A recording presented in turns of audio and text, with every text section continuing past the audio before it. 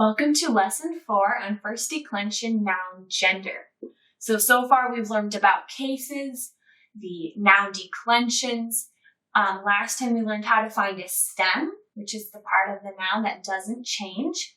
And we also learned the first declension noun endings. But in this lesson, we're going to learn about gender. Now, in English, we don't have a certain gender associated with each noun. But in Latin and many other languages, all nouns have a gender.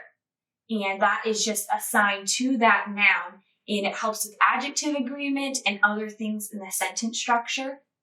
So in Latin, all nouns must have a gender. And those options are either masculine, feminine, or neuter.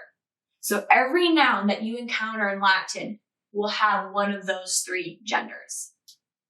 And oftentimes a certain gender is associated with a certain declension.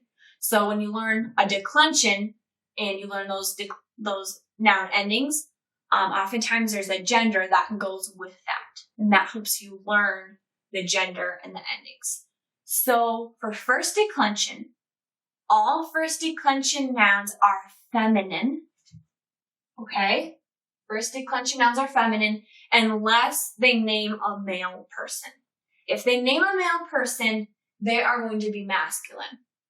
So one thing you have to consider is that in the Roman days and in ancient Latin culture, anything that denoted a male person, even a soldier or a sailor or a leader, those people were all mainly men. And so they still take on a masculine gender.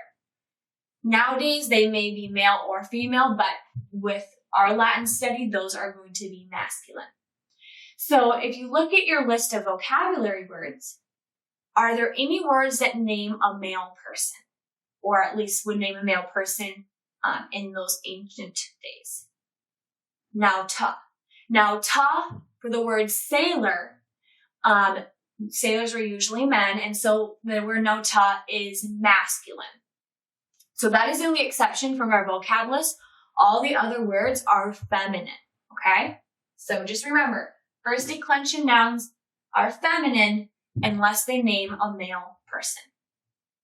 So in exercise 4.2, you are going to translate the words and write which gender they are. So the first one for Mary, Maria, you just translate it as Mary, and that's feminine.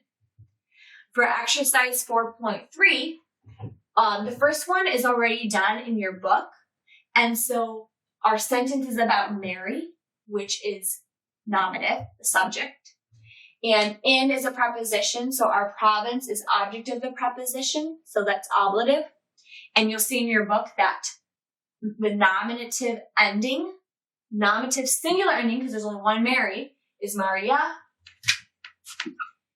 And the ablative singular ending, because there's only one province, is provincia. Well, make sure you have a macron over back to A. And then we're going to do the second one together. So we have the sailors see the earth. These are our two nouns. The sailors. Is that singular or plural? Plural. And is it, which noun role is it playing? It's our subject, right? Our sentence is about the sailors. That's our subject. So subject, remember, is nominative. So you can look back at your noun ending chart and look for nominative, plural. Which ending is that? That ending is I. Okay? What is our vocab word for sailor? The word nauta. Now, what is our stem? The stem is going to be naut, because whenever we add the all those are the endings, but that naut is the part that stays the same. And so this is our stem. We figured out our ending was I, and so you're going to add that. So we translate this as nautai. And then we have the word earth. Is that singular or plural? This is singular. And the sailors see what?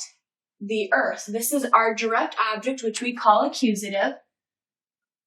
So once again, look back at your chart for the singular accusative ending, and you'll find that it is on.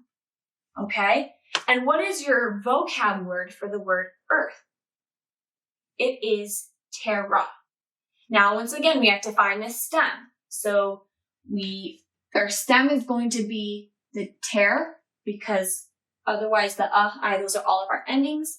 So we have the stem of ter, we add our ending of on, and we get teron. And so that's how you would translate that in this sentence. So that's what you're going to do for the rest of those sentences, is figure out if they're singular or plural, figure out which case they're in, translate them, and add the correct ending to the stem. And next, we're going to do exercise 4.4. So here we're translating the entire sentence of the sailor praises Mary.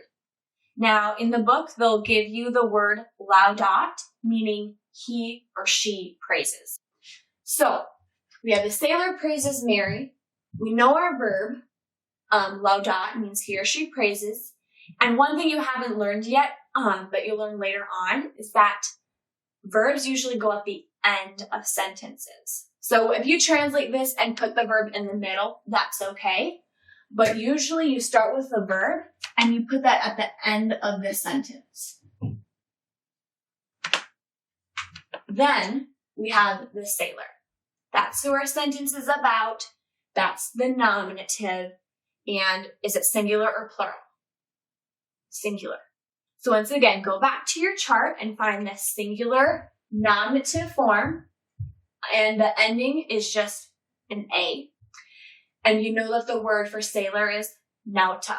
And that's your nominative singular form. So that doesn't change. It's just the nauta. And the sailor praises Mary. Is Mary singular or plural? Singular, because there's only one Mary.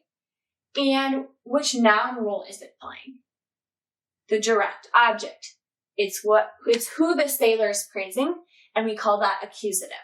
So you can look back at your chart, accusative singular, and find the ending is on. And the word for Mary is Maria, Mariae. So we take the stem, which is the Mari, that's the part that doesn't change. We add our ending of on,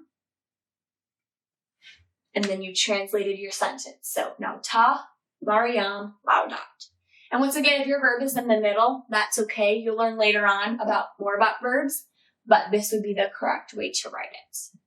So before moving on, make sure you keep reviewing your vocab, your endings, and then make sure you have memorized that first declension nouns are feminine.